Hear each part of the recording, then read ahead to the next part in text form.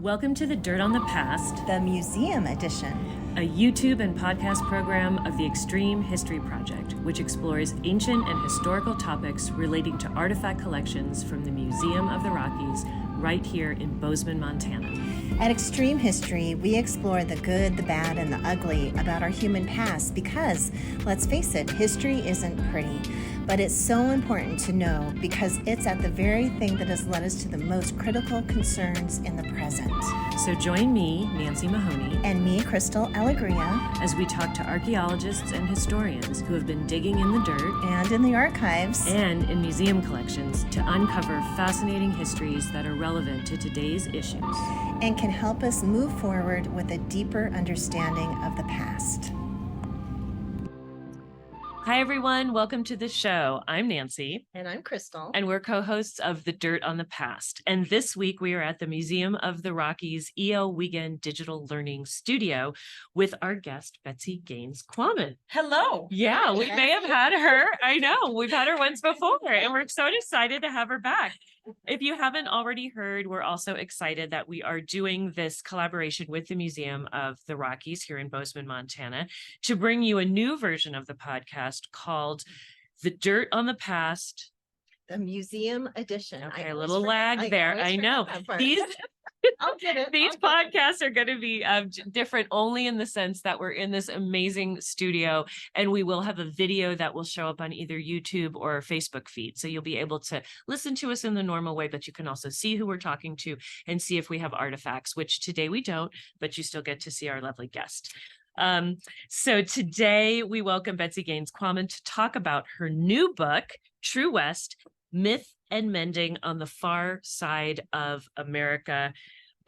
Welcome, Betsy. We're so happy to have you here. I am so happy to be here. I love this space and I love you guys. Yeah, so we're going to have fun. I know. We're going to have a great time. Fantastic. And we've done a podcast with you before, Betsy. I think that's maybe been a year or two ago now that we did with your first book, American Zion. So if folks haven't listened to that podcast, they should go back in our archives and find that one and listen to that one. Definitely. That was a good one. Yeah. So we like to start off by telling our listeners and viewers a little bit about our guest. So Dr. Betsy Gaines Quammen is a historian and writer. She received a PhD in environmental history from Montana State University, where she studied religion, history, and the philosophy of science. Her dissertation focused on Mormon history and the roots of armed public land conflicts occurring in the Western United States. Betsy examines the intersection of extremism, public lands, wildlife, and other issues that divide Western communities. She's the author of American Zion, Cliven Bundy, God, and Public Lands in the West, and her newest book, True West: Myth and Mending on the Far Side of America. Betsy lives in Bozeman, Montana, with her husband, writer David Quammen. Hey. I know. And we were just saying before we went on air that David would love the studio here with the dodo and the Well, maybe we can lure him in and talk maybe about one one of of these his days. books, Yeah. which would be wonderful. Yes. All right, Betsy. So we always love to start off our conversations asking our guest how they came to the research that they do. And so I just wanted to ask you more about the history of the West and those myths and misconceptions of the West, which of course is a topic of yours, but also really a favorite topic of ours as well. So how did you come to history and becoming a historian and to this field, and what is fascinating to you about the study of history? That's a really good question because I'm an unlikely participant in all this. I did not seek out to be a historian. In fact, I was working in conservation, and that really was my primary focus. I began through my work in conservation to pay attention to how people viewed landscape. And I actually was working in Mongolia and Bhutan, as well as the West, on various projects, and began to work with religious groups. And by working with religious groups, I started to look at how religious prisms, or the way of seeing things, were really influenced by people's beliefs. And I really wanted to work in Mongolia along these lines in terms of environmental history, Mhm. ways of seeing landscape, cultural perspectives on landscape. But I didn't speak fluent Mongolian and I couldn't read primary text. So I decided that I would look at LDS, or the Latter-day Saints, the history of the Latter-day Saints and Mormonism, and how that really impacted the way people viewed public lands, looking at the roots of the Sagebrush Rebellion and seeing what kind of influences were layered in there in terms of Latter-day Saint sensibilities, history, ways of seeing. And that's how I wrote American Zion. And in writing American Zion, my first book, which actually was my dissertation at Montana State, I began to see how religious views also layered in with Western mythologies. So I looked at the cowboy myth and I looked at rugged individualism and all the things that we think of, manifest destiny. But I also, with this book, began to look at how lands, the myth of the West as hale and hearty, a salubrious place where people can come and somehow not be impacted by COVID. And so these myths became really, really interesting in terms of understanding the West. And as a historian, again, looking through these prisms, that the way we regard lands through these beliefs, both religious and mythological. And we could get into how those overlay too, but that would be a big conversation. Longer than we might have today. That's true. Yes. Back on the tip. Careful So there. big. Yeah, this is a great chair, but it does tip easily. I know, I've been in that one too. Yeah. So I'm so interested because I think I share a little bit of kind of an eclectic academic background. And so I often relate a lot to the way you've approached your subjects. So I found your previous book fascinating because there's history in it, but then you're also having present day conversations with people to really understand what is going on with the intertwining of Latter-day Saints understanding of religion and how that is affect all these other ideas about public land in the West and then leads to armed standoffs. So in this case, in True West, I want to ask you, then tell us a little bit of how you first conceived of the idea of what it seems like to me, and I could be wrong, but you're kind of hitting the road, almost doing an ethnography of certain communities in the West, really looking at rural communities. And I come from an anthropological background, and this participant observation where you're showing up at these red pill events and things like that, you're showing up in communities, but you're talking to people, but then you also are bringing in all of your historical knowledge about the West itself, and then that layer of mythology on the West, because that's almost like a dual history of sort of how these myths started, like a history of a myth, and then the history of what was actually happening in these Western lands. And then you're going out, and really so much of the substance of this book is taking things that historians are familiar with in terms of the history and the mythology, but really saying, how is this operating today? So tell us a little bit about then how you conceived of this, and did it start out as something else and it veered in this direction, or do you see yourself with kind of an anthropological, bent or side to you that maybe began with your first book? Or yeah.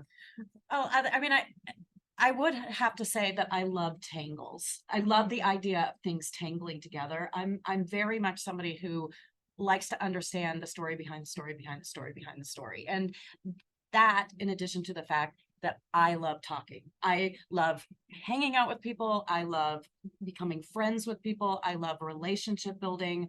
I'm really sort of people focused. And I should say, I talk about bad guys in this book. I spend time talking about Christian nationalists. Right. I don't like those people. So there are definitely bad guys. Sure. But I really felt like we were getting versions of one another, particularly during COVID when we were all sheltering in place, and we were othering, and we were, you know, sort of marginalizing, and we were getting ever more out of sync with one another, and we were becoming factional. It was really problematic to me. And so I did start with a completely different subject. When I pitched this book, it was going to be anti-science. I want to write a history of America and anti-science. Because coming out of COVID and thinking about where are people with understanding science, whether it's medical science or whatever else, but I could see how that would be a topic that draws on other things you've done, but comes right out of a COVID situation. It was crazy because, you know, as I began to see what was happening, I really saw something that was absolutely unprecedented. So I started with anti-science, but then I started to see what was happening with anti-science as a movement. And I'm talking about the anti-vaxxers who began to collaborate with militia, with the Patriots, with other, you know, sort of, you know, the Trumpism people, the Stop the Steal, the people who believed in QAnon, and which is the, you know, whole idea of deep state and celebrities bathing in blood and prophecies and Donald Trump and all of that. All of that. Yeah, so, the old child ring cabal. Exactly. People. And like bathing in blood. And it's outrageous. And yet it really took root. And so when I started thinking about anti-science, I saw that it was becoming much bigger than I think I initially conceived of in thinking about this book. And so I start the book with a trip to the museum, a dinosaur museum in Glendive. Yes, which that's is a powerful way to start. Which is a creation museum. And I talk about how friendly the director is. Absolutely lovely man. But how that idea of biblical literalism is so dangerous. And I had no idea that by the time the book came out, we would have a Speaker of the House who believed that dinosaurs and humans walked on Earth at the same time. So what I was trying to do was unpack these ideas, unpack these myths, and make them, you know, sort of, I mean, to show how they connected to what we're doing right now and how we're relating to each other right now and what's happening to our communities, our region, and our country. Because one of the things I talk about in this book is that Western mythology is foundational to the way Americans see themselves, whether they realize it or not. Yeah, definitely. And, you know, kind of going back to your book and talking about how you kind of unpacked all these things that you just spoke about, you really started the reader off in a museum. And it's kind of appropriate that we're sitting in a museum right now. Yes. Museum is a big theme in here. But you talk about kind of those myths of the American West. And the way you do that is through this imagined museums of myths as you go through the book. And so I love that, how you did that. And we won't today be able to, we won't have time to discuss, of course, all the myths that you talk about in the book. But I want to start with one of the big myths of the West that we encounter. And that's the idea that this place, the West, was empty prior to settlement in the 1860s by non-native people. And this myth that no one lived on this land or used this land, and it was just there available for the taking. And what that means by the taking is the idea that it was just available for monetization. And that's in the form of agriculture, that's in the form of extractive industries, and that's in the form of all these different ways that money is made from this land, from this landscape. And, you know, we have a really good, I think it's our, I don't know if it's still our tagline for the state of Montana, but we're called the treasure state. And that really pretty much sums it up. Right. People were here to take the treasure and take it out of this place and use it for their own personal gain.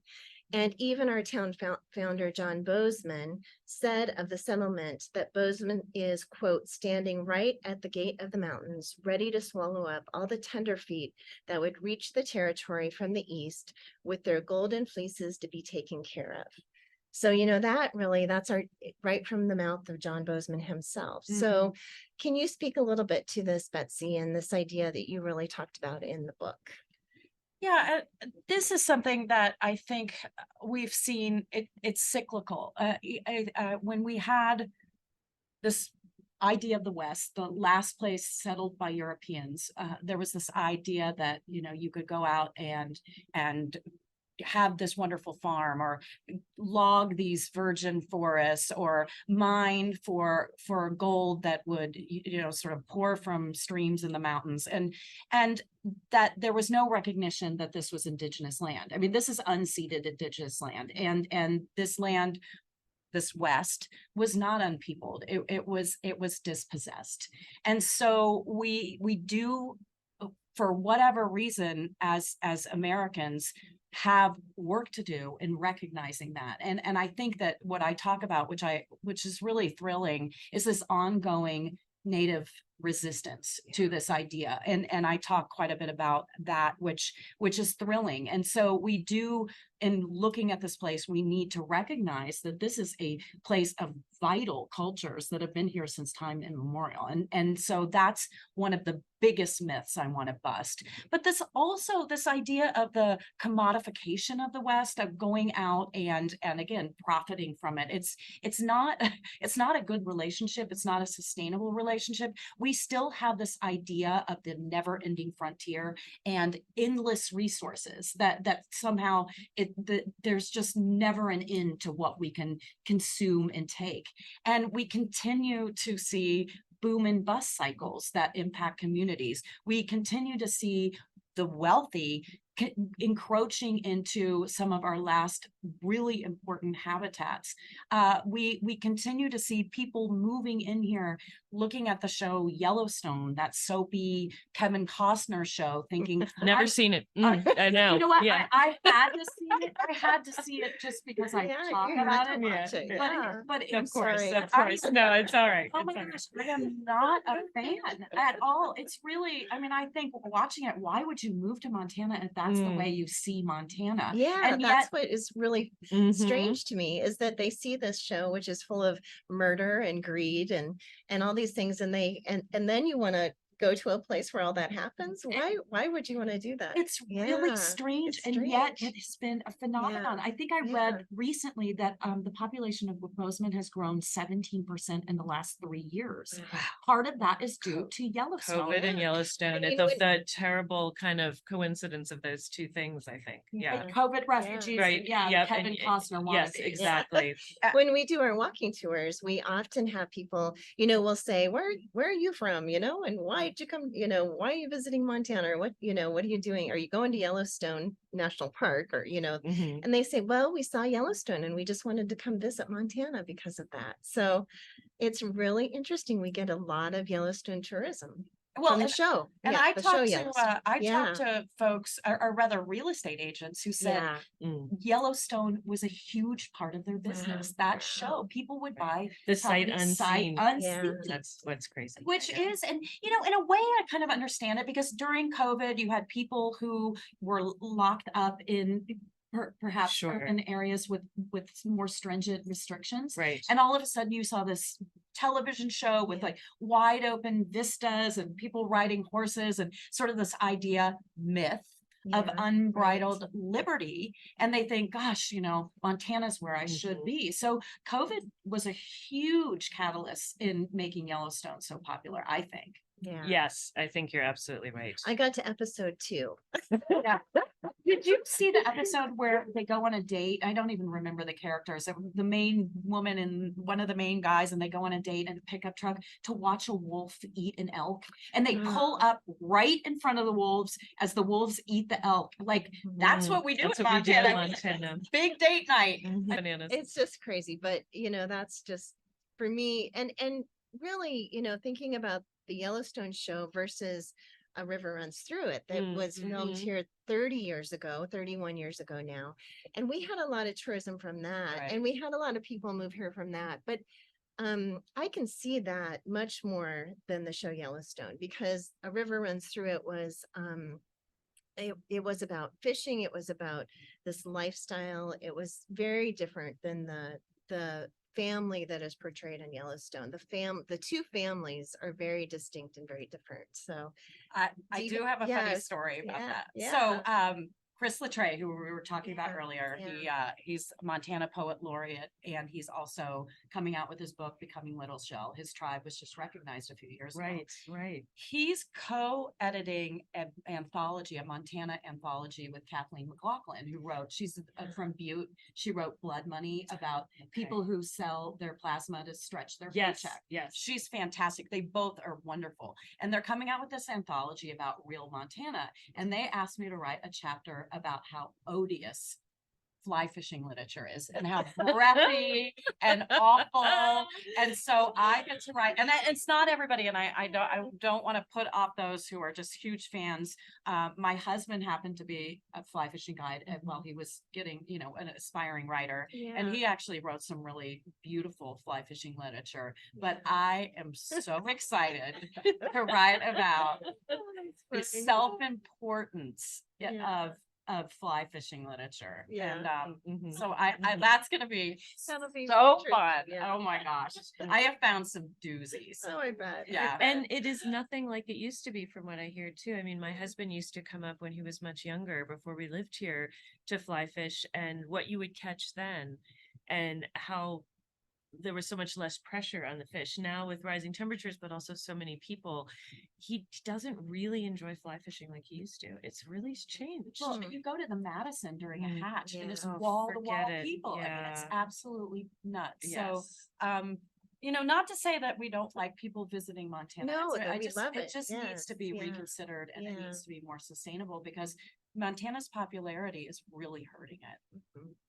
Yeah, we love to see people come to Montana and visit in a responsible way. Yeah. And like you mentioned in the book, the Montana Tourism Office is really promoting that responsible tourism when people come to Montana. Yeah. But it's interesting that you are really talking about a whole new myth that's layering on a foundation of other myths. So this Yellowstone series, this show is layered upon these myths about these open lands, these wilderness lands, these cowboy myths, these bootstrap myths. It's fascinating. These playgrounds. Yes, in Yeah. which, and playgrounds for the wealthy, this and that, but how, and what you can get away with and what you can do, and some of it's quite ugly, but people find it fascinating and kind of want a piece of that. And again, it's kind of this false sense of what is and what was that is still propelling people to kind of act in certain ways, which I think is fascinating. So you've definitely pulled on that in there. And I want to ask, because we're talking about empty landscapes and wilderness, and one of the things that has always brought people to Montana is our national parks, Glacier National Park, Yellowstone National Park, and these were established quite a ways back. But one of the chapters of the book, you really talk a lot about Escalante. And you talk about the town around there, and you talk about different perspectives that people in that town and around that town had about the establishment of it, and then now currently reacting to the impact. So talk a little bit about that, and how the actual designation of the monument, why that was polarizing, and then how the town today feels about it. Right. That's a really interesting chapter for me, for a researcher, because I talk to so many people with so many different points of view. It's very polarizing in that town. The monument's very polarizing. Right. And so you have some people who are huge, huge supporters, and some people who are livid still, even though it was designated in 1996. And just remind people, before it was a national monument, before it was designated under the Clinton administration, what was all that land, and how was it's it used? Bureau of Land. And so it was much more land. accessible to people to use in certain ways as BLM land. Well, it was, that's a really good I question. mean, it doesn't look like land I'd want to graze my cattle on. That is I mean, exactly that's what's so right. strange, And they didn't say you couldn't graze cattle. There are very few allotments. I'm forgetting exactly how many, but it's not very many. Right. I think the controversy was that they wanted to mine the Kaparowitz Plateau, Okay. and there were all these promises of jobs that with coal mining, but it wasn't at the end of the day financially feasible. It was going to cost way more to do mitigation than it was to extract the coal. So there were a lot of people who were really excited about the idea of jobs, which makes sense. Sure. But there were a lot of, sort of really actually a lot of misinformation around it, because it was never going to be this like wonderful job creating opportunity. It was going to have grave environmental impacts, and it was going to be another situation of boom and bust. Right. That said, there's been this huge sort of rally behind tourist jobs, but those are seasonal, and those are really hard to raise families. Right. And these extractive industries, mining, logging, grazing in the area, have cachet because they're traditional jobs that Right. that used to pay well. They used to pay. Right. And so that is really a controversy. I loved talking to one of the characters there, a woman named Candy DeGraw, who grew up in a Mormon family. It's actually a little ways away, but it's in southern Utah, and it has very similar culture. But she talks about the fact that the conservationists who came in and really loved the idea of the monument were hugely condescending to the local people. And right. they were basically like, we know how to use this land better than you. And so the local people were offended by that and dug in. It was not a good strategy for getting people all on the same page. And so she talked a lot about that and the fact that people were unwilling to even be friends with local LDS people, that there was, I mean, she was funny. She said, these people think they're so open-minded, the conservationists who came here, but they're not even willing to be friends with people with a different religious perspective, which I thought was really interesting. Very interesting. Yeah, it was. And then I ended up, I mean, the town visit ended up being fascinating because I ended up meeting with one of these guys that, because of Black Lives Matter, created he wouldn't let me call it a militia. I remember that part in the book. You're like, Yes. militia? And he's like, well, Yeah, not this really, is but a a guard or something. It's called the Escalante Guard, protecting their community. And it turned out that they were protecting their community from Antifa, which was the that's a hot spot right there in Escalante for Antifa, right? They all just hunker down there, and I'm totally kidding. They do not. Okay, but but it's an imagined fear. It's again. An imagined fear that came out of a really sort of a loose coalition of people in the Pacific Northwest. It actually it started in Minnesota, and then it was in the Pacific Northwest, and there were clashes during the Black Lives Matter, but Black Lives Matter, protests. But the thing that I really do in this book is I look at how all the things that happened to us during those years of those convulsive years, and how they played out in the West, what they did to communities, and how they really did wrap around various mythologies and various sorts of misinformation. So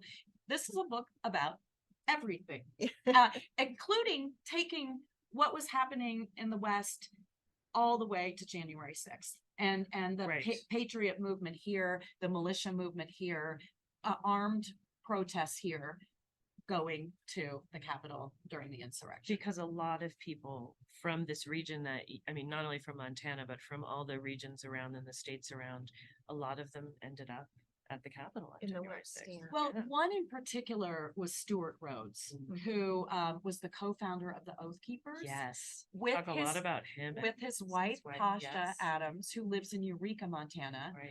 She's since left the movement. She has since divorced Stuart Rhodes, and I will tell you, she is one of the toughest, smartest, funniest people I have ever met. And one of my favorite things about writing this book is meeting Tasha Adams, who met Stuart Rhodes as a very young woman, was severely manipulated, was abused. Their kids were abused. He was a bad guy. And again, he cut his teeth in the West. He grew up in Las Vegas, but he was very involved with the Bundy family in Clark County, Nevada, the whole Battle of Bunkerville, which was the armed standoff in 2014. And that really put wind in his sails as well as money in his coffers. Right. A lot of money. And then there he was, you know, in October of 2020, he was talking about the fact that the election was going to be stolen. Mhm. And so it was fascinating as I was writing this book to anticipate what was going to happen when, as we said at the beginning of the interview, the anti-vaxxers and the and Stuart Rose and the militia and the constitutional sheriffs and, you know, people who believed in QAnon and lizard people who took over the world were all together at the Red Pill Expo that you mentioned at the very beginning. This idea of that conspiracy theorists believe that if you take the red pill, you're going to see everything the way Keanu Reeves saw it in the Matrix. Yes. You know? Yes. But I loved, Betsy, how you really took those myths back to their origin stories too. And really, it really helped me better understand kind of where we're at today based on the history that you told and kind of teased out all those different lines that kind of came together at this time in 2020, where there was just kind of this explosion of all this happening. Yeah. And it makes sense. It makes so much more sense on why, not that any of it is good, but it makes sense as to why a lot of this stuff happened and why ultimately January 6th happened. And so just to better understand how those players came together and those movements and those different groups came together was Well, I loved really the phrase, important to me to you understand. know, peeing on the anthill. Oh Because my God, I yeah. really felt like Yeah. it's everything Yeah. you're talking about is, you know, that guy saying it's like there's an anthill, and what Trump did was just pee all over. There's all this fomenting, all this other weird stuff going on, all these other threads of conspiracies, and in his tenure as president, or even leading up to it, you know, politically with this huge megaphone, could just stoke all of those things and himself bring them together and make that entanglement happen, you know, in people's minds, so that they, you know, these things were heaped on each other. So I want to. That was Jay Pounder, who was part of. He wrote a book called The Red Pill, and he's since left the movement. But he was very involved with the militia movement and Christian nationalism, and the whole idea of front lines and homelands in the Idaho Panhandle, which I write about again, based on mythology. But he's the one who told me that he was absolutely freaked out by what he saw Trump doing to his movement. And that's when he said, I'm out of here. Now, this brings me to a point, because this is one of the questions Crystal and I were talking about just before, is throughout your book, and you talk about, like, you know, there are bad guys out there. Other than that, you really enjoyed talking and meeting with people. So I want to ask you sort of what your thoughts are on how somebody becomes what we would say across that line of truly radicalized or fanatical.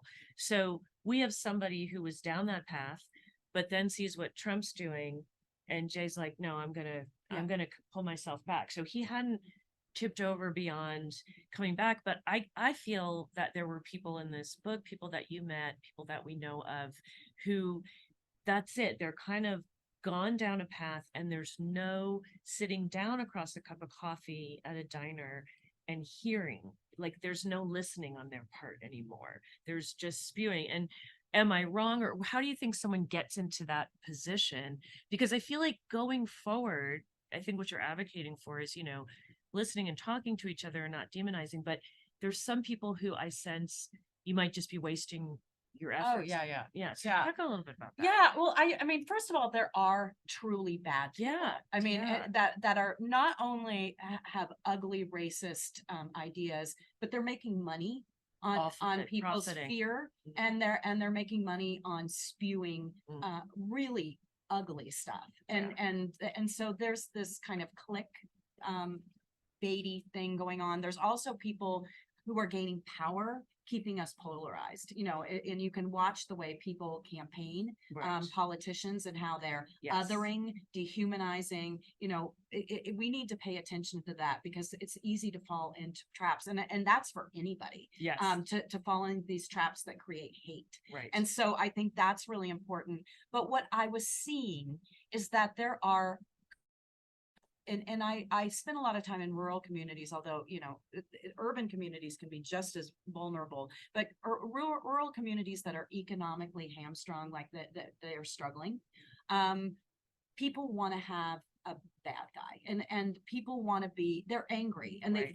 they feel neglected and left behind and not listened to, and they become targets for people who are, radicalizing people. And so, Ammon Bundy, and I talked to him at the beginning of COVID. He created an organization called People's Rights Network, which was a vigilante neighborhood watch, and I'm doing air quotes, where people don't trust the government, don't trust your police. If something happens, let's all show up and we can bring arms.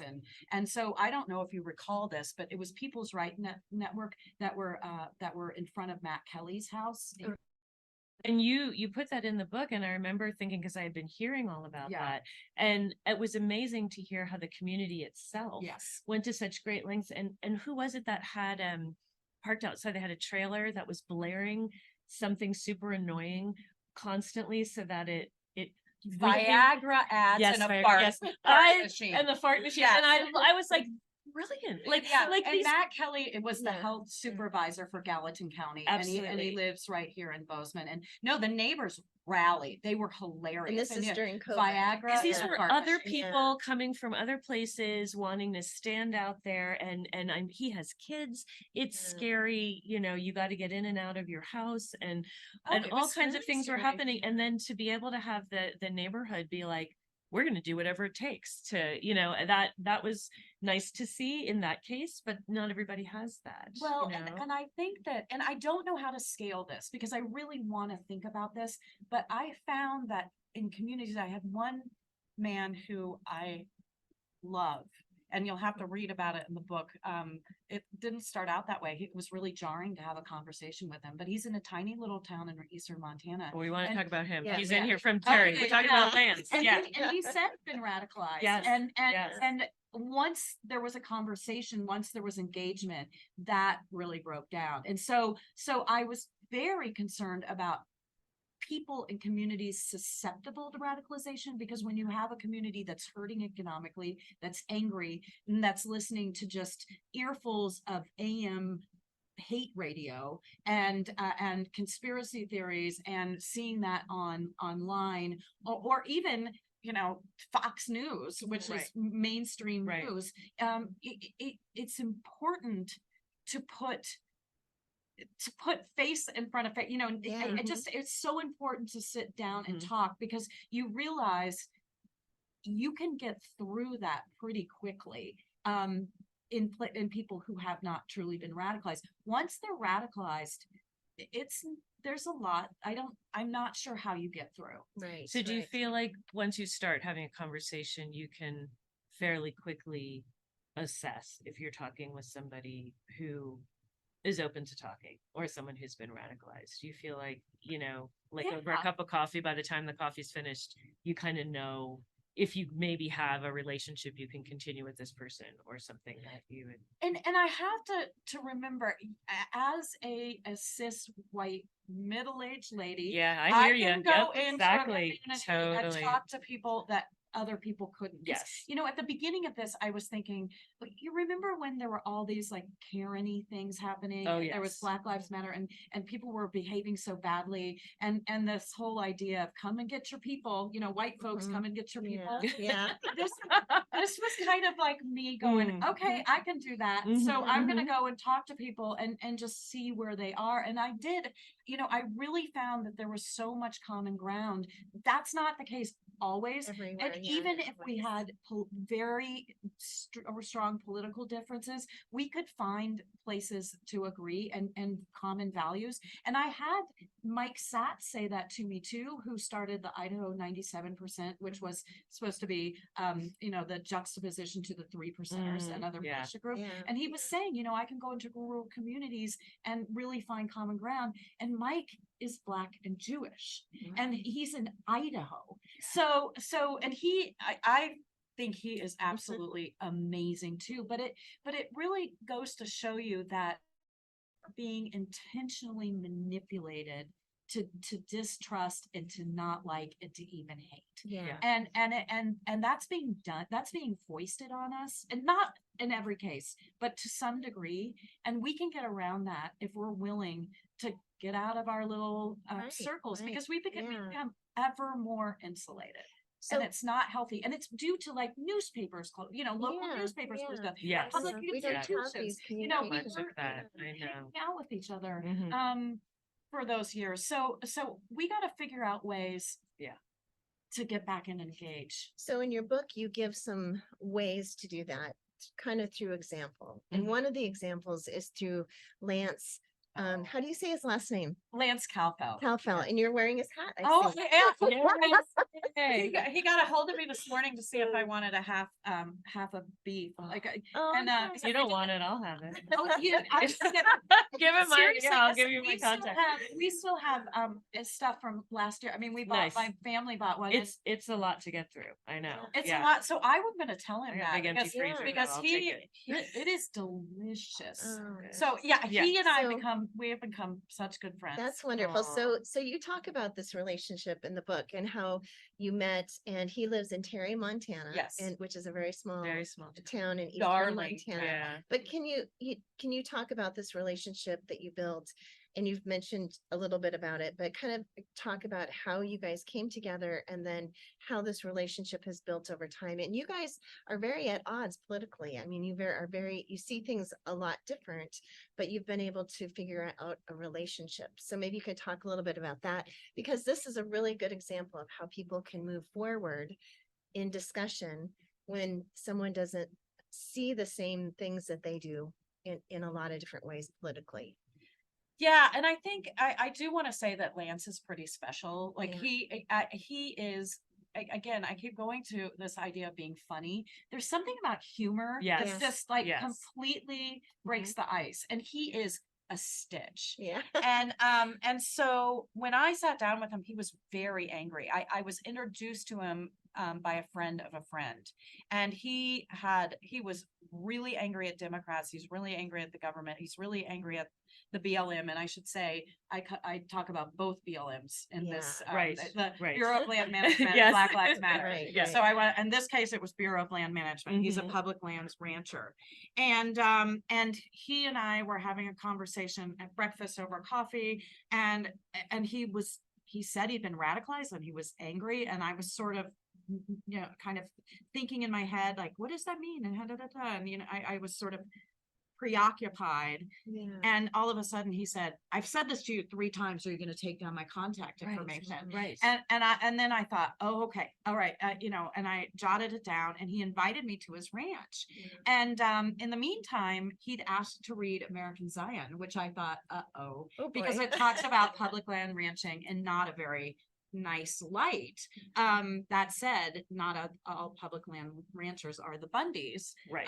The family that engaged in the action in 2014 and in 2016 in armed events on public lands, one in Nevada and one in Oregon.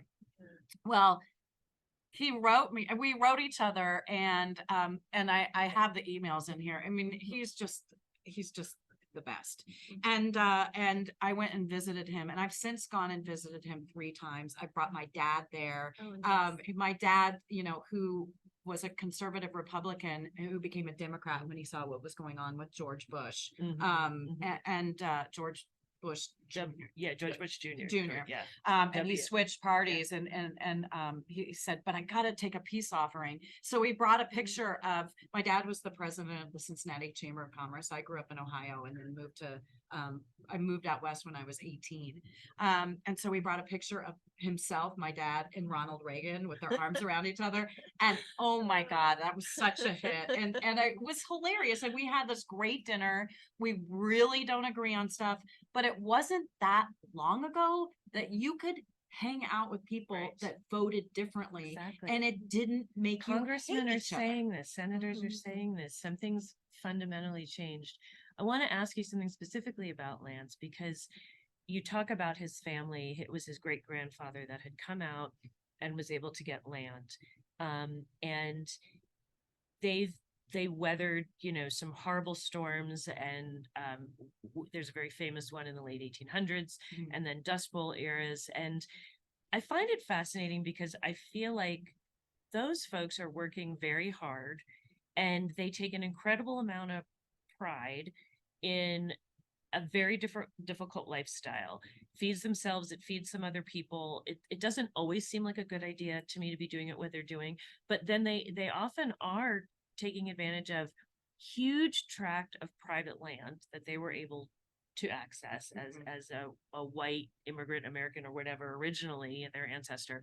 And then they also, as you mentioned, he's grazing on BLM land, public land. So what is his issue with BLM land and the government when he's benefiting?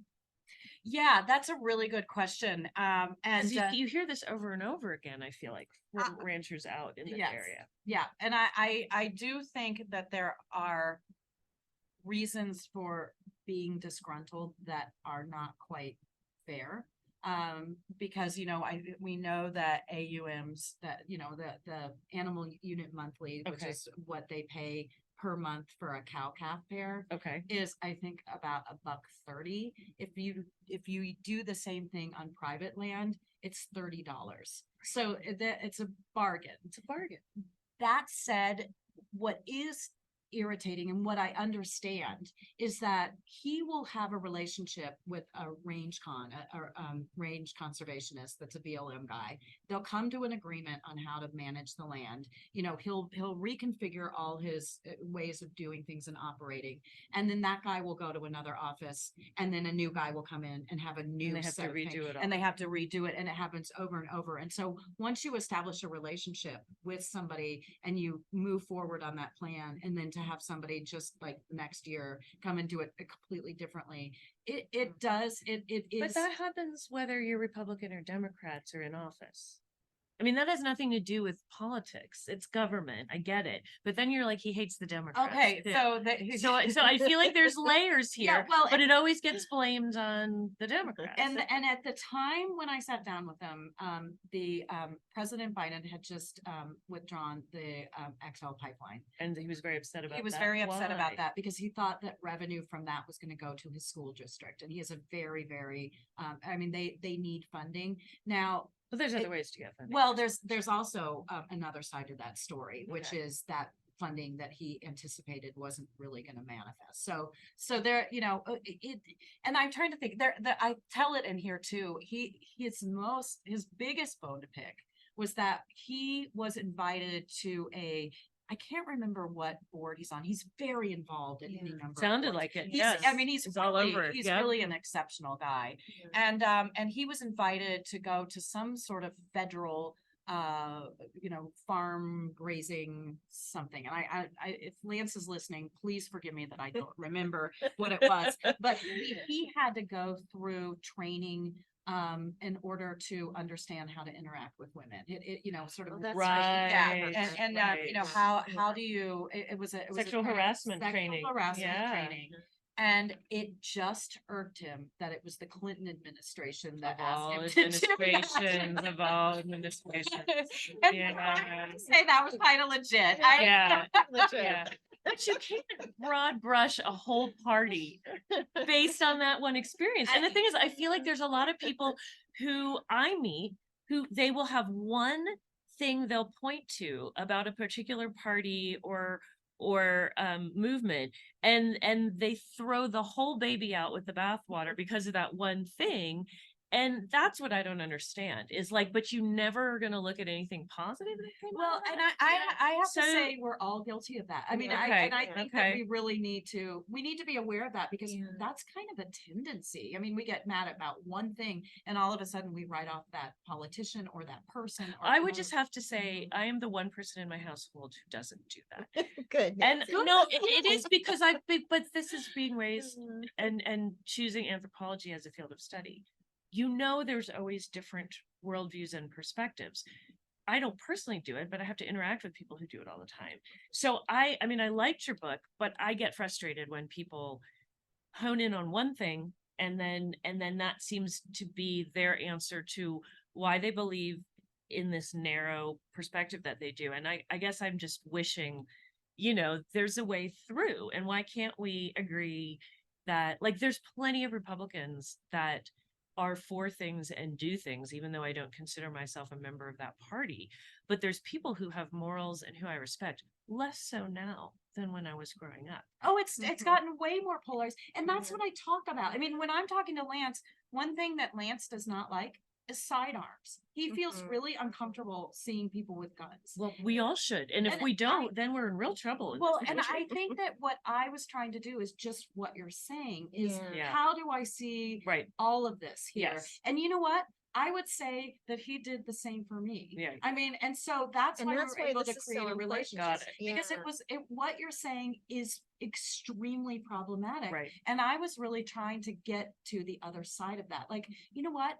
It's not black and white, guys. It's nuanced. Never black. Right. And so that's the takeaway of this book. Right. Just what It's like those It's- arguments where if you get into an argument with your spouse or whoever you're living with, and well, you didn't do this, and then it becomes you never do that, and then but then you never do that, and it's those things therapists tell you never to do, and I feel like we're doing it on a grand Yeah, scale as a yeah. nation. yeah. You guys are always this way. You guys never do that. You don't care, and we've put each other in those.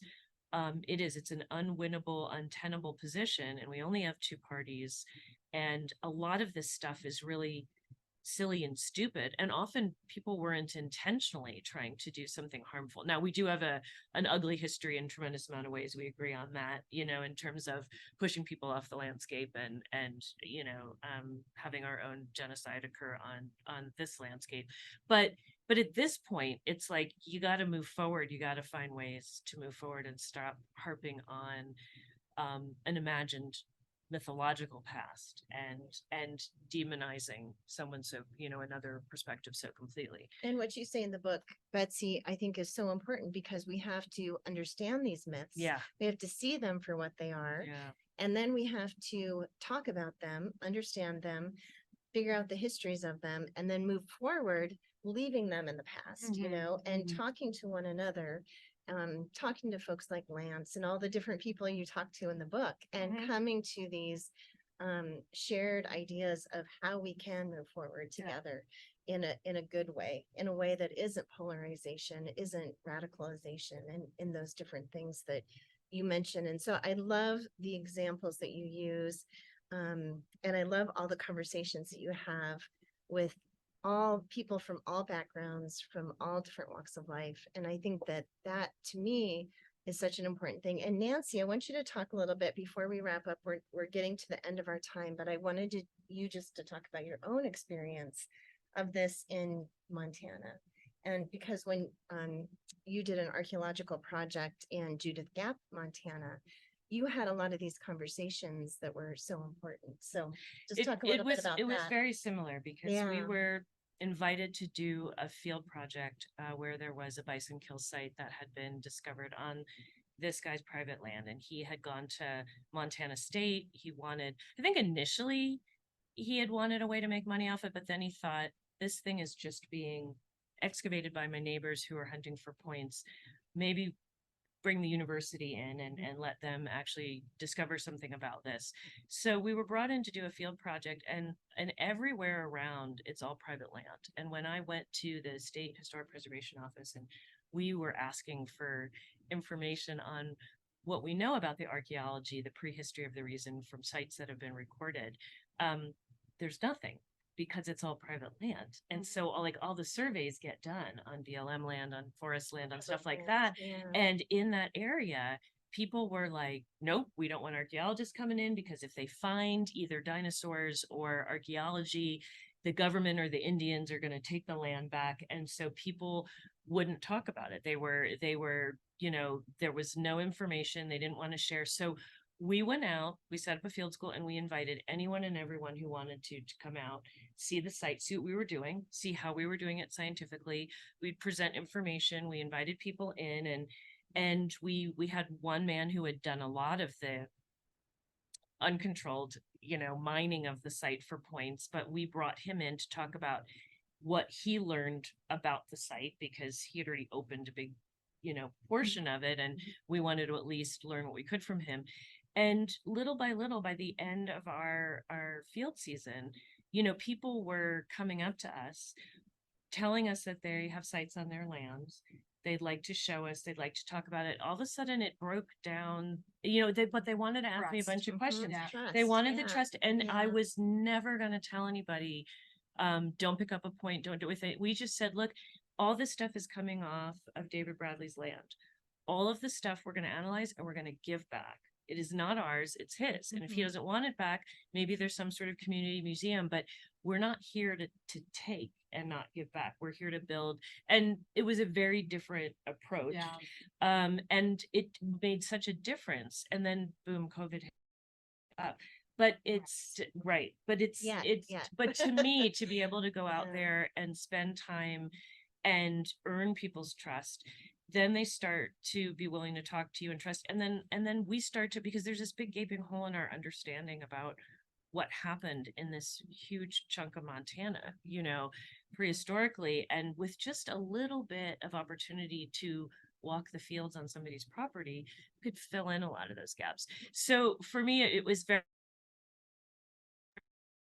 past, but really everything I have to do is taking place in the present. And I'm having to engage with people, and I'm having to mostly just listen and let people ask questions and let people come to know me and trust me, and it was very rewarding because, like you said, I'm not super psyched if somebody wants to just dig up a site on their own land, but that is legal, and I'm not going to sit here and lecture them on it. But I'm going to talk to them about what they could learn. If they had an archaeologist come out and scientifically was able to do a proper, research project. So that's all you can do. And, I think that's great. I am gonna just say just your reaction to Lance and the public land rancher sort of. I'm just trying to understand it. I know I'm probably coming across this really hard. Mention something because this book is meant to have everybody bump into a little bit of edge. It really is, and I want everybody to be able to self-reflect. I had all my characters read all their Lance got to read his chapter, and that Derek, who I talk about in the first chapter, which is a pseudonym, got to read his chapter. Roger Lang, the wolf friendly guy, got to read his chapter. So everybody got to read their chapter so that I really captured what they, I didn't want to do any gotcha. I wanted to be as subjective as possible, but I have had people come back and say, you're just way too pro rancher in this book. Well, I talk a lot about what ranchers do to wildlife and how, it's really hard on wildlife. And so one of the best compliments I've gotten is that I talked to Lance a couple of months ago, and I just reached out like, how you doing? And he said, I'm fine. I'm finally recovering from reading your book, because he read the whole thing. And meanwhile, so that's going to be edgy for him. There's a lot in here that makes it abundantly clear where I stand politically. But I also got a message from Ijeoma Oluo in Seattle, who wrote, So You Want to Talk About Race? She's a very, very well-regarded, she's actually come to Bozeman, but well-regarded activist who has been very, very successful in her efforts to address race issues. And she said, oh my gosh, I'm really liking this book. And so I thought, if I can have Lance read it and Ijeoma read it, that is what I'm trying to do. It's supposed to go to a broad audience of people. It's going to push people's buttons. It's going to make them say, how could you blah, blah, blah, or whatever. But I want that to be the case. Because the issues push my buttons too. So in a way for us to kind of come back together and start talking to each other again, even though we do have buttons pushed, we can still continue those conversations and those relationships, which are so important. And more than buttons for me, it makes me want to get out there and do more of talking to people and actually listening to, asking questions and then listening. And listening was a big part of the solution that you mentioned as well. Yes, absolutely. The program at Boise State called Idaho Listens. That's from all backgrounds get together and tell their story. I think it's a fantastic model. Oh, it's so fantastic. Cool. Yeah, but we are winding down. Okay, Betsy. darn it. And so Wow. what an amazing conversation Yes. today. So Again, I yeah, know. I know, I such know. a good conversation. Can I good. come back? Yeah, Of course. You'll be our first three timer. We'll have to get like a special jacket, like SNL. I know. You'll be our first three timer. Yay! But we've talked a lot about your book. So now, Betsy, can you tell us where people can get your book? Yes. And not just your True West, your new book, but also American Zion. Yeah, absolutely. You can get it at independent bookstores, which I recommend. You can get it on Libro. You can get American Zion on Libro, which is the audio version. Nice. We're working to get True West on the same thing. Mm. But and if you absolutely must, you can order on Amazon, or I would prefer you, if you're ordering it, to order it directly from Torrey House Press, Okay. which is torreyhousepress.org, I think. But or you can just Google Torrey House Press, and you can order it directly from the publishing company there. So it's available everywhere. All right. Yes. Wonderful. Great. Good. That's good. great. Well, Yay. go out and get it, everybody. I It's a great book. know, I know. So we're just going to say thank you to you, Betsy, and thanks to all our listeners and maybe viewers out there for joining us today. So if you love this podcast, please tell a friend and make sure to subscribe so it shows up in your podcast feed each week, and leave a review on Apple Podcasts or on Spotify. So we want to thank everybody for either tuning in or listening today, and we hope you can join us again to find out more about The Dirt on the Past. And we wanted to give a special shout out again to Ashley Hall, who you don't get to really see, but she's there. Yay. Here she comes, here she comes. Yay, Ashley. And she's there, right there. Thank you so much to Ashley Hall and Chelsea Hogan and all the folks at the Museum of the Rockies for the use of this beautiful studio space. And thank you to Las Alegría for mixing the music. And thanks everyone for joining us today.